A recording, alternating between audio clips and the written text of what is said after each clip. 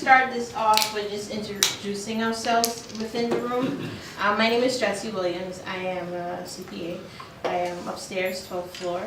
We're going to have a happy hour in the middle of tax season next month, so stay tuned. So I'd like to go around the room introducing ourselves so our speakers kind of know, get a feel of their audience so they know what to say, what to leave out, what's going to bore you, yada yada. So we'll start with you since you look so friendly. I'm ready? Yeah. Okay, my name is Samantha. I signed up for this 3 minutes ago and I'm just tickled that I found it. So I work for Conversion, which is right here at the end of the hallway. It's a machine learning as a service software company. I'm the director of new business.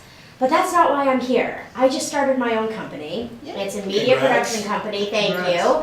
And the LLC is in Connecticut because I'm from Connecticut, but we are just, I hired like 9 people last week, and I have marketing, I have PR and sponsorships, I have an analytics guy, I have everything. Mm-hmm. And so within the next couple of weeks, we're really going to be ramping up our sponsorship and sending, that out and sending our media kit out. And I'm like, all right, well, I can't count. So, so I'm here to just learn a little bit more about what you guys do and see if there might be a way for us to work together. And because I really need someone to guide me. I've worked with financial advisors in the past. I have one in Connecticut who I can never reach. And then I do invest with Edward Jones, so I have my Roth account and I have all that. But I need someone here in New York because I'm in New York. So just to answer your first question, for a perfect example, Jessie's been a client of mine for over 3 years, and she could attest, even at 10 p.m. you could give me a call with a question, and I'm available. Great. Facts, so. And I literally sleep with my phone underneath my pillow me too. along with my goals and objectives. So when it vibrates, I wake up and answer the phone if people call me. I think my biggest fear is so I founded this company like not even 2 months ago, and the growth that we've seen just over the past 3 months. It started out as one podcast, like just as sort of a joke to see what happened, and it just blew up. Okay. And so this stuff is coming at me really, really fast, and I'm like, all right, help. So that is why I'm here today. Okay. Samantha, right? Yes. Samantha. My name's Jim Jackfides. I have a small consultancy where I help companies enter new markets, usually through partnerships. I have a financial cut, I work with Fidelity now, and so I see what is out there. Okay. What's your name again? Jim. Jim and Samantha. Jim and Samantha. We're going to skip the 2 guest speakers in a second. We'll restrict to you. Sure. Hi everyone, I'm Monica. I work here in the building. I head up business development for an HR tech startup. Why I'm here though is it's the start of the new year, so personal finances are top of mind for me, just setting myself up for financial success. I've worked with a financial advisor in the past who isn't located here in New York, and I'm considering bringing one on. So I wanted to learn a little bit more about you guys, your business, and I'd also be looking for one based in New York City. So that's why I'm here today. Monica. Yeah. Jim, Samantha, and Monica. Hi, I'm Nancy Schick, and I'm an attorney and mediator in business and employment. And I'm here because I love Jessie. And I wanted my friend Nina to meet Christina. And Jessie. And you guys. Nancy. All right. Nancy So, and Nina. hi everyone. I'm Nina, business attorney and consultant. I work with passionate experts who want to get off the hamster wheel and actually build a sellable business. So it's getting them back in touch with who they are for their vision for their business. Their showing them how to really be the CEO of their companies, and then rolling that out through systems and operations. Okay. Well, I'll introduce myself again. Because I always do this, my sister always tells me, you never identify really what you do. So everyone, accountant does a lot of things, a wide things, but I focus more on outsourcing of work. And yes, it does, there's some bookkeeping involved, tax planning, obviously tax returns and stuff like that. And I got married 2 years ago, and I knew Rob before then. I said, okay, fine, I know this guy, he's there. I hear good things, let's try them out, because you gotta get your finances together when you get married, but we did it right after. And it's been a good decision. So you have you have your habits, but then you have someone checking your habits and helping you with your goal, because we all set goals and sometimes we, you know, kind of stay away from those goals, and so we have someone that we check in quarterly and put us back on the same goal, like, okay, the credit card didn't move, Jessie, so what happened? So that is good, and then there's a business side of it too, you know, then you have to think of what you want to do for your business and how you want to balance that out with your personal finances. So I'll let Rob and I will let Mr. Kristen take it over from there, and I'm going to sit down. Well, my name is Kristen Irby, as Jessie indicated, and this is my colleague and partner, Rob DePalo. We work for National Financial Network, which is a general agency of Guardian Life Insurance Company. We really work hard to build an impenetrable layer of protection atop our clients' personal and business balance sheets. It doesn't matter how much wealth we help our clients build, if it can all be eradicated by one judgment or one accident. Remember, it's not a matter of if something happens, it's a matter of when. And when that thing happens, we want to ensure that our clients are able to absorb the brunt of any potential loss that could occur as a result of injury, illness, and death. Today we'll speak kind of briefly, for the sake of time, and we'll further explain the services that are available to our clients. A little bit about me. I'm born and raised in Chicago. I'm a former member of the Dallas Black Dance Theater, the Philadelphia Dance Company, the Alvin Ailey American Dance Theater, the Metropolitan Opera Ballet, and I've also lived in Italy and Japan, where I performed for some Japanese pop stars. I earned my master's degree in Performing Arts Administration from NYU in May of 2015. Performing Arts Administration is essentially the business of the performing arts. So to my chagrin, I was required to take a number of accounting and financial management courses. Surprisingly, I did extremely well in those courses, and that led to a job in the mayor's office of management and budget. And I worked with some incredibly brilliant people who really taught me to understand and appreciate the narrative behind numbers. As a result, I'm deeply committed to helping my clients understand their personal narrative as it relates to their finances. So a little bit about me. Born and raised New Yorker, been around town, born in Brooklyn, grew up mainly between Brooklyn, Queens, and Long Island. In reality, if you talk to somebody, it's all really Long Island. Went to Hofstra for undergrad, got my BBA in finance, had the brilliant idea afterwards of going to law school, which was phenomenal. Had the interesting experience of graduating in 2008. So anyone who's in the law profession knows what happened in 2008. It made me rethink and revamp my goals going forward, because as things were changing, I viewed my skills, and so where can I be most valuable and build a practice going forward regardless of the cyclical cycles of the different industries, which, combining the business and finance, led me to the path I went down. Just this past year, I received my CEXP, which is a Certified Exit Planner for businesses. We'll get into that a little bit further, but that basically means I help businesses get the financial side of their business in order. Working with attorneys and CPAs, we get the entire package together so that their business is nice and pretty and buttoned up for a sale or a transition, which can be from an insider, outsider, or transition through death, which we can get into a little bit more later. I've been in the financial sector over a decade, and like Kristen mentioned, I focus on business owners because it's really my passion. Rob is also engaged to a beautiful woman called Lauren, who I like better than him. These are my licenses of registration. I obviously have my life, health, and accident insurance license, as well as the 66 and the Series 7. And similarly, life, health, and accident. My Series 7, 63, 66, the 4, 24, 53 are all supervisory licenses. So as you can see, I'm managing director. I manage part of the office, so that's where the other stuff comes in. And then, like I mentioned, I'm a Certified Exit Planner, which allows me to be almost like a CFP for business owners. About our firm, National Financial Network. National Financial Network was founded in 1951.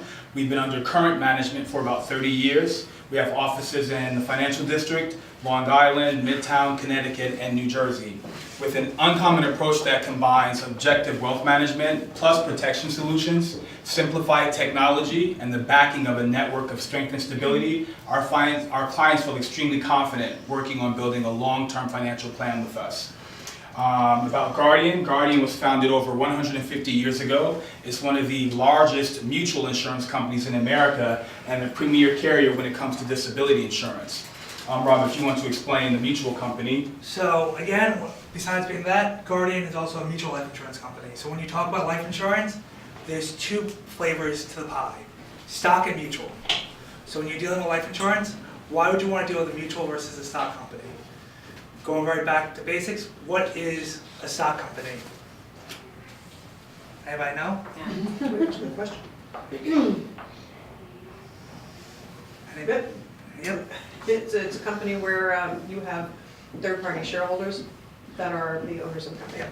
So you have an operating business, third-party shareholders, and clients on the outside. So when they make a profit, where is their modus operandi? Where are they pushing to make sure that they make happy? The clients or their shareholders? Shareholders. Shareholders. So Guardian, like 2 or 3 of the other major life insurance companies, are mutual. So a mutual company is structured a little differently. So would you like to say how a mutual company is structured? No. A mutual company is owned by its clients. So basically, once you buy a policy or product from us, you in essence become a shareholder as well and become the main interest of the company. So when a mutual company makes money, who are they looking to give that money back to? Their shareholders. Their shareholders, their policy owners. So when you have a stock company, you take a company like Transamerica or one of these public companies, they're making money, they make a profit. There's so much money and profit they make, are they going to distribute it in a way that benefits the stockholders or distribute it back in dividends and options to their policy owners? So you go to the stockholders because that's who pays their salaries. Right. If you look, mutual company, when they make money, all the excess profit comes back, they pay it back in dividends to their policy owners, which make your policy and the products that you buy better. So when you have an option of a stock or mutual company when it comes to life insurance, always better to go mutual. Now, as we talk about Guardian and mutual companies, we aren't exclusively Guardian. We like Guardian as a very good product, but when we deal with individual people and businesses, there's over about 50 carriers that we work with to design the ideal plan. Right. It's also important to note that Guardian has been in business for over 150 years. They've declared a dividend since they were founded, and they've paid a dividend every year since they were founded. In 2017, the average dividend was roughly $936. So that's also a big benefit in working with a mutual company.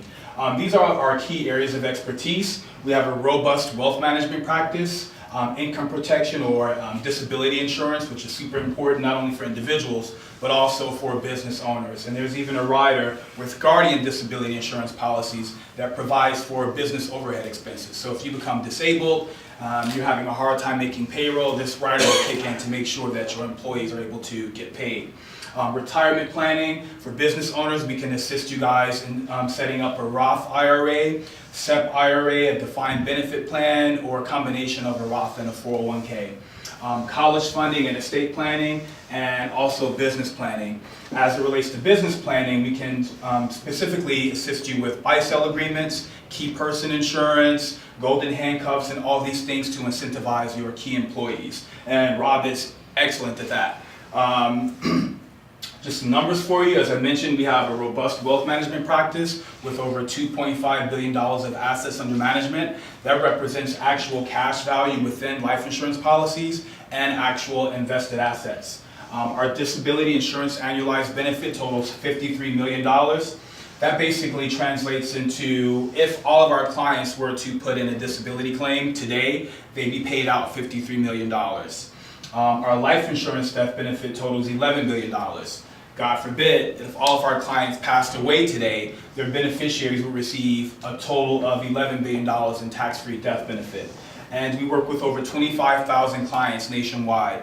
No case is too big and no case is too small. We're looking to work with people who are smart and who want to do better. I personally have clients who earn as little as $35,000 a year, and I have an NFL coach who makes an exorbitant amount of money. I wish he would adopt me. So again, no case is too big and no case is too small. We're here to help people. So a balance sheet, this isn't a traditional balance sheet. A balance sheet is nothing new. In fact, it dates back to the Italian Renaissance. It's a generally accepted accounting tool that corporations use to measure assets equals liabilities plus owner's equity.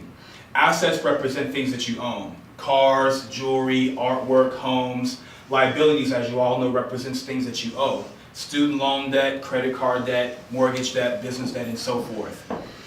Now, what is new, what is different, and what's adding a lot of delight to our clients' experience is the addition of the protection domain and the cash flow domain. So you can sort of think of this as a house. Without this impenetrable layer of protection, which I indicated earlier, if Hurricane Sandy came back, without this layer here, everything in your financial house would be completely destroyed. So it's important that you have the right layer of protection atop your personal balance sheet. Cash flow domain. So what do you think typically happens? How do people normally, when you get paid, what do most people do? They earn their money. What do you think the next step is for them? Spend it. They spend it. It goes right to lifestyle, right? So it's like getting dressed in the morning. You don't put your shoes on, well, for a guy, you don't put your shoes on and then your slacks, right? So there's even an order of operations with your money and how you earn it. So you earn the money, and we teach people the importance of organizing your finances in this way so that you cover your insurance costs, whether it's auto insurance, homeowners insurance, whatever it is. We encourage our clients to save 15 to 20% of their gross annual income. That sounds crazy to a lot of people, but with whole life insurance as a part of your portfolio, it's not that difficult to do. Your debt and tax costs, what's left after that, you can go spend away. Take a trip to the Bahamas, whatever you want to do. And, you know, I found that working with families and individuals, I do have to teach people a lot of discipline sometimes because a lot of people go to Starbucks 4 times a day, or they go out to dinner 5 nights a week, and no matter how much money you make, you can always be more advantageous and more strategic with how you manage your finances. So this isn't difficult to do, and this is actually a part of, I took this out of, we have a software called the Living Balance Sheet. It's a proprietary technology. It's something free. We'll send it to you guys if you're interested in it. And this is one of the things that really got me hooked on the firm, because when I came to the firm, I really needed help with my personal finances. And the Living Balance Sheet has allowed me to find more organization and balance. It's not anything that we sell. It's a tool that allows our clients to take control of their finances, and it allows us to build comprehensive financial strategies that empower our clients to achieve their unique financial goals. It's a great system. You can link your financial accounts to it. You can even set warnings and alerts so that if your assets are decreasing and your liabilities are increasing, the system will send you an alert like, what are you doing, Samantha? Like, get it together. Samantha, right? Okay, good. So this is a great tool. That message. What are you doing? Right, right. Wake Get it up. together, wake up. Yep. So what we can say, if you guys are interested, we'll definitely send the Living Balance Sheet website to you, and we can help you sort of build it out and architect it and set up the alerts if you like, and start to help you become more balanced and organized. Can I ask something Of before course. you move on? Sure. What you earn, $450,000. That's a beautiful, nice round sum. I work with a lot of business owners where sometimes there's a month where it's 0. Absolutely. Yes. What do you do and how do you help them when people have an income So- roller coaster? What we do is we try to normalize. Working with someone like Jessie, like there's a few clients which I've worked with Jessie currently where I say, what's their real income? They're showing me 2 months of exorbitantly high income, but what's the normalization? If you annualize it throughout the year, this is an annual number, so we know what it is. If there's ups and down months, this is where the savings come in, because we teach to balance. You might have a month that you have exorbitantly high numbers. It's us teaching you, hey, you have a slow period. If you work in the pool business and you're servicing pools, winter comes around, you have 4 months down. You have to annualize your expenses and put it back into the shortened year to cover your down season. While you might not have the employees, while you might not have different things, you have to normalize that out so that those reserves are there, maybe a separate account or some other way, which goes into that savings domain because that's an area of savings which has to be addressed. If your business is 7 months out of the year, you have 5 months which you have to have reserves for to cover your fixed expenses plus covering your personal expenses, which a lot of people don't realize, because a lot of people work in their business, not on their business. And when you're working on your business is when I tap you on the shoulder and say, we have to think about this. And they're constantly playing catch up, Yeah. right? So like the seasonal business isn't getting any money they've already spent, so they don't have the savings, and then Yeah. money comes in and it's all gone again. And by us showing you just how to level that out, it'll make sense. The first Yeah. month or two that we start doing that, people get worried. But once you make it through a full cycle and you're like, whoa, that was the easiest winter I ever had. What happened? Like, that's why we do this. It goes back to something we'll talk about later, is proper employment agreements. No one realizes why you need them until you need them. Yep. We'll talk about that. Yeah. So just briefly, I just wanted to sort of explain to you guys the different asset classes. You have cash, stocks, bonds, alternatives, which can represent real estate. Stocks, equity, really represents an ownership interest in a corporation. So you give the corporation money, they give you an ownership stake in their business. Now, some companies declare dividends, not every company does. If they declare a dividend and you're entitled to receive the dividend, you'll get paid. But not every company declares a dividend. Bonds, when you purchase a bond, you essentially become a creditor in a corporation or municipality. So you're essentially loaning a corporation or municipality money. In exchange, they pay you semi-annual interest, and when the bond matures in 10, 20, or 30 years, you return your principal, or the original money that you paid to purchase the bond. Cash is cash, and very low risk. And life insurance fits into this because life insurance has guaranteed cash values that are tax-free at death. And even when you borrow against the cash value of your life insurance policy, you don't pay tax on that money. You may pay interest to pull it out, but you're not paying tax on it again. So I just wanted to show this to you guys just to see how life insurance does fit into your overall investment portfolio. Just an example of a recent case that I finished working on. A 28-year-old woman who's a real estate agent came to me. She had just received a $100,000 settlement, and she wanted to do something really smart with it. She has a horrible shopping habit and an even worse travel habit. So whenever she has a big or small win, she's like, well, I'm taking a trip with my girlfriends. I'm like, maybe you should stay home and go to Trader Joe's and like buy a bunch of food and watch Netflix for a few days. But she came in, we had a great conversation. So eventually what we did was I opened up a managed account for her with $60,000. It's also important to note that we can open up a managed account for you with as low as $10,000. But she had $60,000 she wanted to play with. We did an 80-20 allocation. So 80% of her portfolio is in equities and the other 20% is in bonds. So it's a pretty aggressive portfolio, but she's 28. So she has a very long time horizon until retirement. I also opened up a Roth IRA for her with an initial deposit of $5,500. For 2019, I think the Roth, the maximum is $6,000. Is that correct, Jessie? For 2019, so they upped it by $500. And she created an estate by purchasing a whole life insurance policy. Now, she doesn't have any children, doesn't plan on having children. She's not sure if she'll get married or not. So we got her a $500,000 whole life policy. So she has great protection now. And this is what an adult looks like. So she felt... Now she can go on a vacation with her girlfriends? Huh? Now she can go on a vacation with her girlfriends? She did go on vacation the end of December. She went to Jamaica. But this is what we did for her. So all of this work, she's pretty healthy, so she received the best rating for a whole life. And yeah, she had this money sitting in her bank account, so I was like, it's not doing anything for your bank account. So I reviewed all of her. We did a budget exercise where I asked her to submit to me, credit card statements. I needed how much she paid for rent, like how much she spent on all of her utilities and her cell phone bill. We created a budget together, which she's doing pretty good at sticking to. And we check in. Right now I'm checking in with her like once a week. Eventually that'll slow down to like once every 6 months. And then it'll slow down to maybe once a year until she feels comfortable. But again, I'm always available to my clients.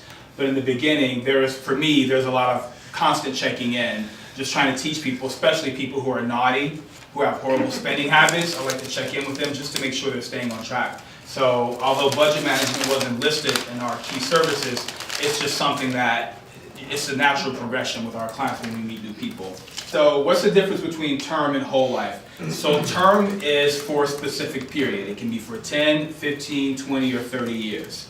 Now term is a great product, but there's no cash value associated with term. Therefore, it's much more cost effective. Now, the purpose of term is to gradually and strategically convert it into whole life. Why? So that you can take advantage of the many living benefits of whole life, which I'll teach you in just a few moments. So if you never convert the term into whole life, it's really a sunk cost, right? You can think of it as auto insurance. If you have auto insurance and you're a fantastic driver, you never get into a car accident, you're just paying into this thing that's not truly benefiting you. So at the end of the day, it's really purely a sunk cost. Term insurance is the same way. If you don't convert it, you're just paying into something. And one of the reasons, secretly and openly, another reason why term insurance is so affordable, because statistics show that insurance companies very rarely pay out a death benefit on a term policy, right? So, now what's whole life? Whole life is for your entire life, right? There's a cash value associated with whole life. With whole life, I'll show you the benefits in a second, but it's for your entire life. It has living benefits with a cash value, so it's a little bit more costly. I typically, especially for young people or young families who are starting to have children, I typically blend whole life insurance so we can boost that number up, because especially when there's a family involved, the real benefit of this is, God forbid, one of the spouses passes away, I receive a death certificate, submit that to Guardian, they cut me a check in the beneficiary's name for $3, $5, $10 million. I take that check to the family, they're able to pay off the balance on their mortgage, pay off any business debt, maintain the same level of lifestyle that they were accustomed to, and continue to fund their children's education. That's one of the main benefits of life insurance. So with younger people, I do try and do a blend. Now, for the sake of time, I designed this policy for a very healthy 40-year-old who actually received the best rating for whole life, which is preferred plus non-tobacco, and the best rating for term, which is elite. So here I designed two policies. It's a 20-year term policy for $1 million. It's a $1 million term policy. So he purchased the term when he's 40 years old. You can see here, in 20 years at 60, he loses that coverage. Are we getting any younger or healthier? I didn't think so. If you are, let me know what you're eating, what pills you're taking, because I'd love to join you. Now you can see here with the whole life insurance, again, he got it at 40, and 20 years, the policy is still active. Not only that, the death benefit continues to grow. So that's another benefit of whole life insurance. The cash value and the death benefit are sort of racing to match one another. So the cash value increases incrementally on an annual basis. So you can see here, if he never converted the term at 60 years old, he'd have to go through the medical underwriting process all over again. And it's highly unlikely that at 60 years old, he'd be as healthy as he was at 40. So the premium, the cost of the premium would actually it would increase exponentially, right? So with a whole life, it's a level premium, so you're paying the same premium for the entire life of a policy. Rob and I will often design a policy for individuals where they actually stop paying for the premium at a certain point. I'll ask people when would you like to retire? When 55? Okay, so I'll design their life insurance policy where they stop paying for it at 55. Now that is dependent upon the dividend, and it also depends on, there's a rider called the paid up additions rider, which I call the piggy bank feature of the policy. That allows you to dump additional money into the policy on an annual basis, but it speeds up the cash value growth. And when you think about that paid up addition, think of it as a high yield savings account. Yeah. It's going in like a Roth. A lot of times with cash value life insurance, when you're talking about that paid up addition feature, a lot of people refer to it as a rich man's Roth. As most people know, once you make over a certain amount of money, I believe it's 145-ish. Yeah, totally. I think it's it's in that area. I'm not totally sure. But It's roughly 145. Yeah. You're not eligible for a Roth anymore. yes. A Roth means that if you're making over 145, you take post-tax money and you could grow it tax-free. With life insurance, putting it in the paid up addition rider, which goes straight to cash value, which is accessible cash, there is no limitation. So you take post-tax money, have it grow tax-free and have it accessible tax-free if used properly. One of my clients is a luxury builder here in Manhattan.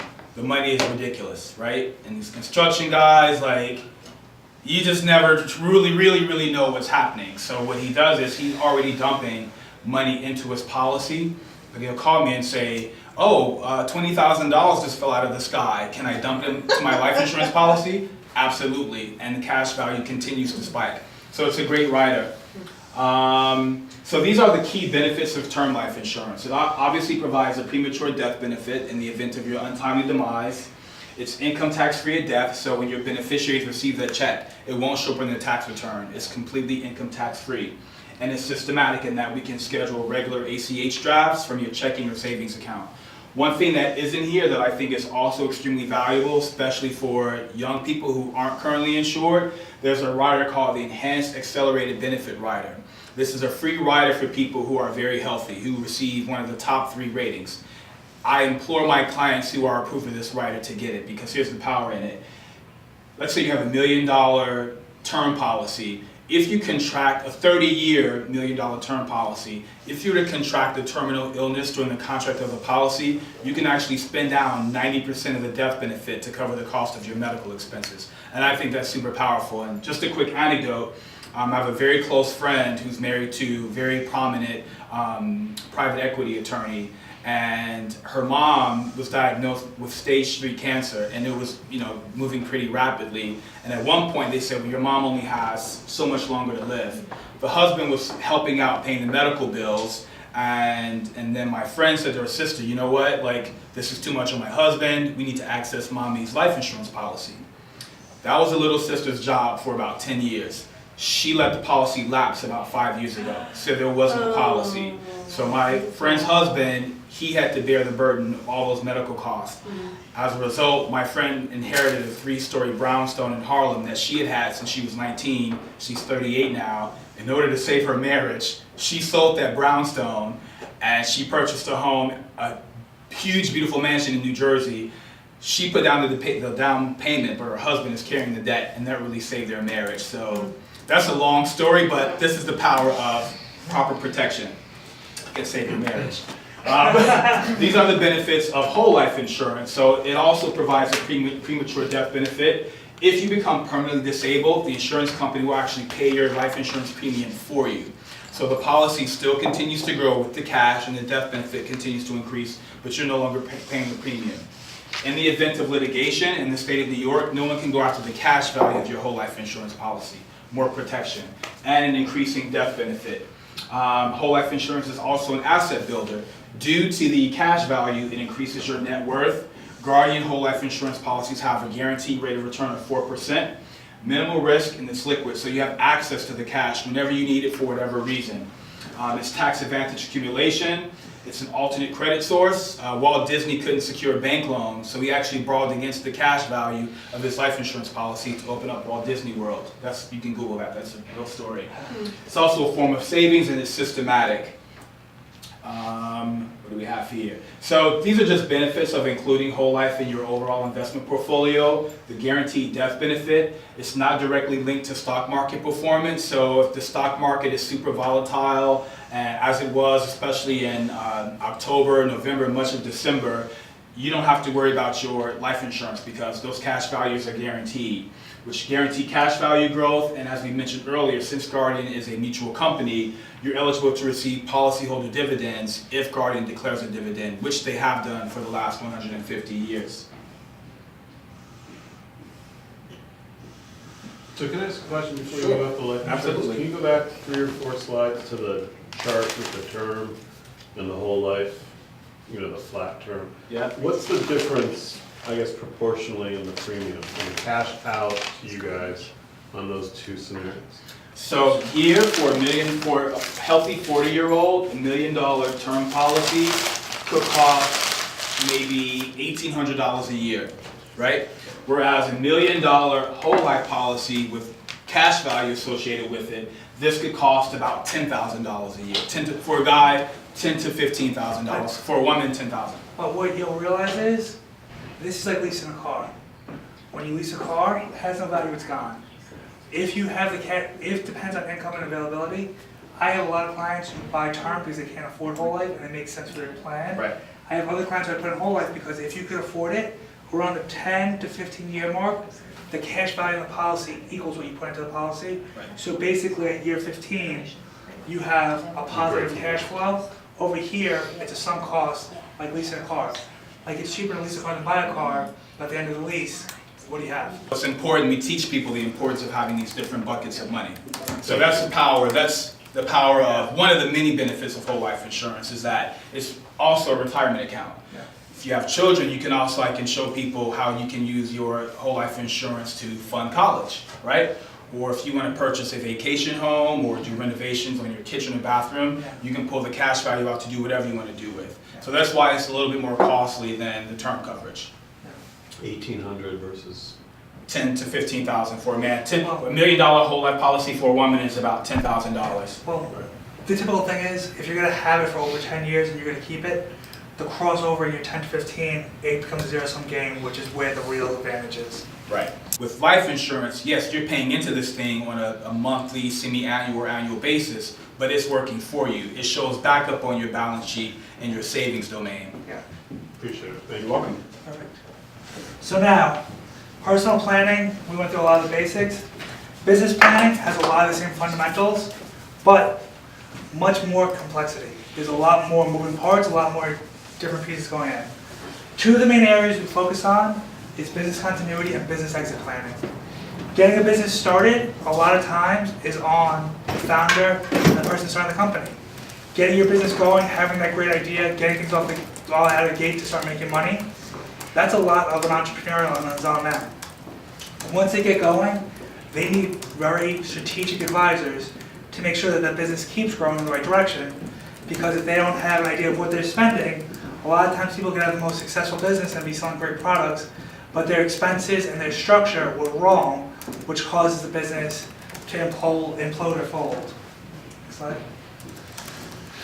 So I'm going to start out with an example of business continuity planning. I worked with two gentlemen who were 35 and 40. They started a business together, pretty successful business, grew from one location to 3 locations, have about 15 employees, but in each location they have one key employee which they can't survive without. When they came to me, they're like, well, we're operating our business, we basically have very generic employment agreements, we have nothing really in place. I'm like, well, what's your vision for the future? How do you see yourself growing? Where do you see this business going? They're like, oh, I want to work another 10 years and sell it. And the first thing I said to them is, if you walked in off the street, would you buy this business? And I said, no, because I don't know what I'm buying. I know you're making money, but I don't know what I'm buying. So I said to you, you have to make this business packageable and look good, because once we know where you're going, we can keep it continuously running. So part of the first part of that process was business continuity planning. Business continuity planning said, hey, if something happened to one of you, does the other one want to keep the business, or do you want to be partners with that other person's spouse or child? And they're like, obviously I want to keep the business. So one of the first places we went to, they had no buy-sell agreement. When you have partners, you always need a buy-sell agreement. That is essential to any partnership, no matter how good it is. There's always going to be a day where something happens that you might separate, and you want to have the terms set when you're on good terms. We put a buy-sell agreement in place for them, which was done with the help of a proper attorney, business planning attorney, and we sat down and designed it. Now, once a buy-sell agreement was in place, the other thing we have to do is we have to fund it. So we put different products in place to fund the buy-sell agreement. It's great if you have a $10 million business. If $8 million of that is in the actual brick and mortar of the business and there's only $2 million in cash, you're not buying out the other partner for $5 million. You have to have some way to monetize that sale, which is done through different vehicles like life insurance and other products. Another key area, which I'll talk to together, is employment agreement and key person protection. If you have a key employee in a location, if they leave and took your customer list, if you don't have the right employment agreement and non-disclosure, non-compete, they're walking out the door with your clients and there's not much you could do. But with a properly designed employment agreement, you can protect that asset, which is very essential to your business. Another key thing is with an essential employee, if they go down or something happens to them, not only does their personal family get hurt, but your business gets hurt. You have to have somebody replace their duties, you have to get a temp or a permanent person to do that, so you have to put certain protections in place to basically provide funding to your business if that employee goes down. So if you had a key employee who passed away, you're going to have to incentivize somebody else who's skilled and capable to take that job to take over that vital role. So that money can go there. Or you might have to train an employee to work up to that level, which you might have to subsidize the revenue of the business through this funding until that person gets up to speed with that role. And the last part of the planning is also a lot like I started with. Many people work in their business, not on their business, and when that exit comes, they're like, well, I'm going to sell the business to get all my money. It doesn't all happen in the blink of an eye. It starts 10 to 15 years earlier with proper planning for yourself and your employees. They had no retirement plan. They had no real design of where their money was going. They were working and operating their business. They were making good money, but they didn't know what they were doing with it. So we set up defined contribution plans. We set up a 401k. We set up different vehicles for them to get money from the business to themselves and not really feel it today, but have them set up for tomorrow. Now, as I was just talking about, we designed the strong buy-sell agreement, we revamped the employment agreements, we acquired key person life insurance, and we established a 401k and some tax advantage deferred compensation plans for the owners to make sure that they can get their money out in the most strategic manner possible. So now, aside from business continuity plan, because we have to keep the business running, one day you want to leave the business. And it doesn't happen in the blink of an eye that you come to me and say, I'm going to retire tomorrow. You always say, hey, you know what? I'm selling the business next week. It's like, hey, you know what? When do you want to sell your business? 3 to 5 years from now. So we find out what the owner's objectives are. Do you want to sell it to an insider? Do you want to pass it down to your son? Or do you want to sell it to somebody outside the business? It's very different planning, because when you're selling to an insider, you want the lowest defensible value because you want the taxation to be lowest on the buyer, and you also want the taxation to be lowest on you who's selling the business. Because if we put a very high price on it, the person buying the business, if they work in the business, has to pay themselves money, which then gets taxed. And of the money they pay you. And if you put a higher purchase price on the business, you're getting taxed at a higher rate. So that taxation, to pay somebody 500 grand, will really come out to like over $1 million because of the taxation effects on it. If you do lowest defensible value and you have it built into the business, saying, hey, in 6 years I want to transition the business to Sally. If you overfund a deferred comp plan, if you do different transitional ways, you can stagger out your payments and prepay yourself for the buyout to help you reduce your tax exposure and different things, and also guarantee you're going to get your income out of the business. If you're selling to an outsider, you have to have it pretty and packaged and buttoned up to look as nice as possible. They want to make sure key employees are locked in, that if you walk away, they're not going anywhere.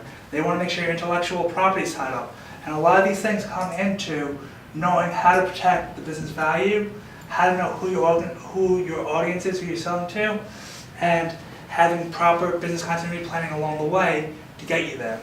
Now, when that's all said and done, the day comes where you're ready to hand over the keys. And I go to hand Kristen the keys to my business. If he didn't do any personal planning, I'm going to go, you know what? I really don't want to sit at home tomorrow. I don't know what to do. I'm going to work another year. Can we push this off a year? I changed my mind. The last minute, a lot of people pull out because they don't know where their next steps are. So, and also in the process, as a business owner transitions out, we have to help them also transition to their next phase of life or their next plan. So if you're going to retire, and they know, hey, you know what? I can live on the beach for the rest of my life, and it's funded and everything's right, I'm getting my check every day, they're going to go, hey, Kristen, take it. I'm in the Bahamas. You'll catch me in New York at Christmas. Or whatever it might be. They're happy, and it helps with the transition. Question. Do you ever facilitate that transition between the buyer and the seller? Do you guys take care of that piece? Yes. If first it goes to, we have fiduciary duty to working in the exit planning role, it's a fiduciary role. Mm-hmm. So like a CPA or like an attorney, I have to sit there and work in my client's best interest. Got it. If my client is the business owner, I'm always working in their best interest.